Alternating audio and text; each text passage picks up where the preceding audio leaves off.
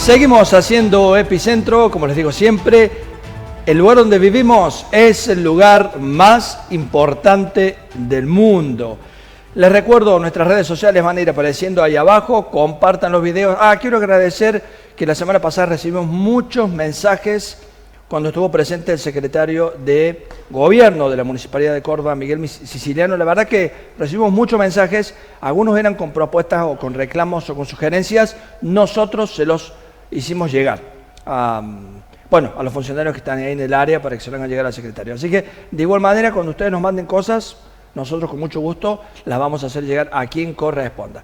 Y en esta ocasión, ya para ir terminando el programa, vamos a charlar con alguien muy joven, Martín Damdach. Hola Martín, ¿cómo estás? Bienvenido. Osvaldo? Gracias por la invitación. No, gracias a vos por venir del Movimiento de Acción Vecinal.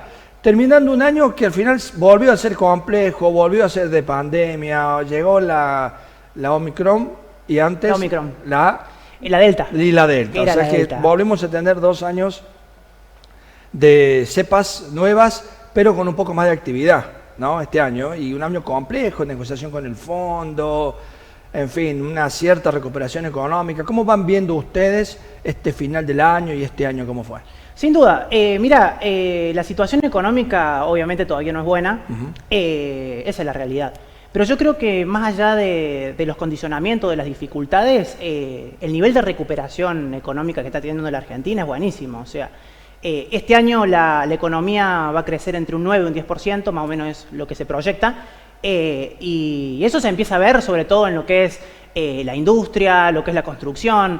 El sector de los comercios también está de a poco empezando a reactivarse, ¿viste? Cada vez hay menos negocios que están en alquiler y eso obviamente le empieza a cambiar el ánimo a la sociedad, y eso es muy importante. Y yo creo que ahora, una vez que se profundice ese proceso de crecimiento, Argentina tiene que aumentar la productividad y lo más importante creo que tiene que empezar a corregir cierto desequilibrio que tiene la economía y algo que es muy importante, empezar a alinear salarios. Yo creo que para lograr todo esto, primero hay que hacerle frente a muchos problemas que tiene la Argentina, y yo creo que el principal que tiene, no el único, pero sí el principal, es el acuerdo que va a tener que hacer con el Fondo Monetario Internacional. Porque es ya lo están pateando para otro poco más. Sí, la verdad que ahora están con el tema de las conversaciones y con el tema ahora que pasó el presupuesto se extendió un poco más la negociación. Pero es una negociación muy complicada por el tema de los plazos y los montos. O sea, fue un endeudamiento que se sacó en plazos muy cortos y montos muy altos. Entonces, sin que Argentina genere las condiciones de repago. Porque, claro, o sea, una deuda es más sustentable cuando la relación deuda-producto cae. Y acá pasó todo lo contrario, entonces se dificulta muchísimo más. Claro, le pasa como cualquier empresa. Una empresa que tiene un giro, digamos, de caja de 100.000 pesos por mes. Si tiene que pagar 100.000 pesos de deuda por mes, no tiene cómo pagarla. Y aplica la misma ley, y claro, más que el tema que es una deuda en dólares. Entonces, sí.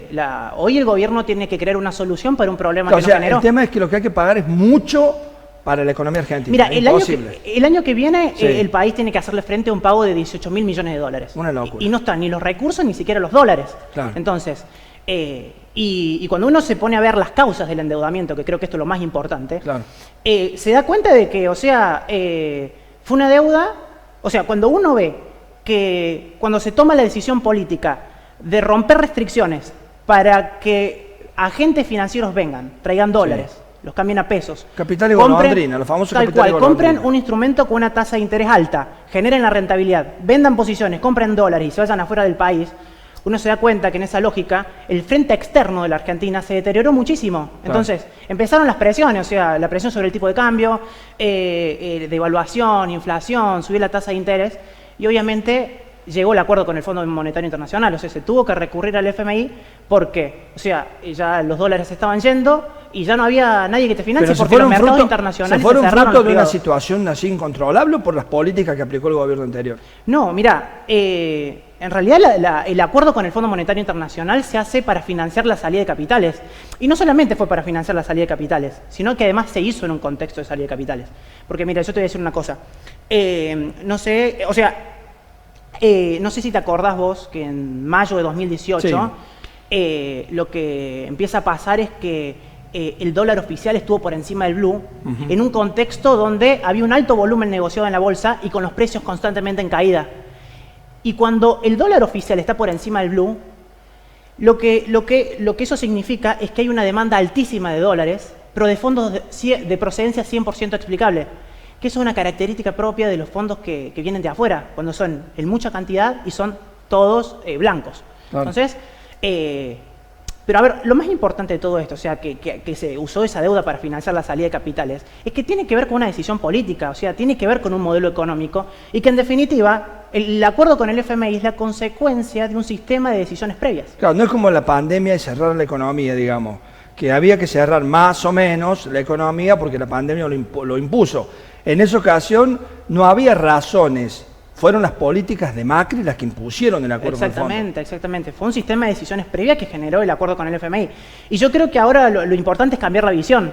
Y creo que eso es lo que viene pasando y lo veo muy bien. O sea, hoy la discusión es cómo generamos los dólares, no solamente para pagar la deuda, sino que cómo generamos los dólares para financiar el aparato productivo argentino. Y hoy el centro de la discusión tiene que ver con cómo generamos las condiciones para que se desarrollen todos los sectores que generan divisas. Claro. Entonces, eso tiene que ver con que empezamos a alinearnos con un modelo de desarrollo y producción, y eso es muy importante, y más allá de todas las críticas que uno tiene con algunas decisiones que se toman, o sea, es al margen. Eso es muy positivo, y acá creo que entra lo que es la discusión sobre los dos modelos de país, o sea, y cómo hace uno para diferenciar esos dos modelos de país en un sistema capitalista, en relación a hacia dónde está orientada la acumulación de capital. Claro. Si la acumulación de capital se va a orientar al sector especulativo rentístico, vamos a tener esas consecuencias, o sea, un endeudamiento irresponsable, la presión sobre el tipo de cambio, inflación, cuando sube las tasas de interés, que es muy complicado para los empresarios financiarse, o sea, se hace inviable la producción. Y por otra parte, si uno apuesta por un modelo de desarrollo y producción, la economía va a empezar a crecer, la industria se va a fortalecer, porque creo que el eje que tiene que ordenar todo es la industrialización.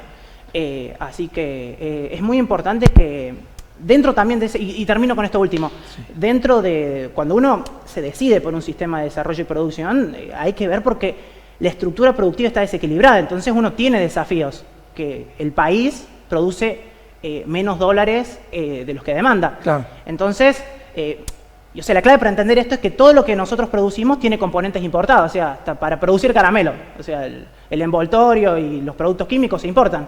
Lo mismo, por ejemplo, con la leche o con el azúcar. O los autos.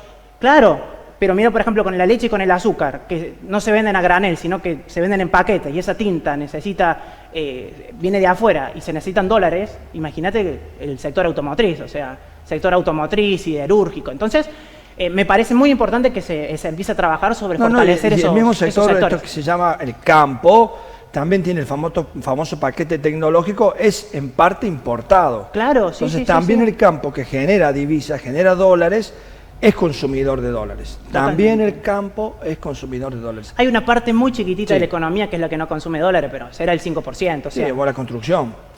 Claro, la construcción es una gran actividad que genera trabajo y que no consume dólares prácticamente. Claro, salvo por los insumos, que eso cuando se producen. Pero sí, en general es la que menos dólares. Martín, te agradezco mucho haber venido. Por favor. Gracias por la invitación y te felicito por el programa. Bueno, muchas gracias. Que tengas buen año y que tengamos todos buen año los argentinos. Igualmente para vos.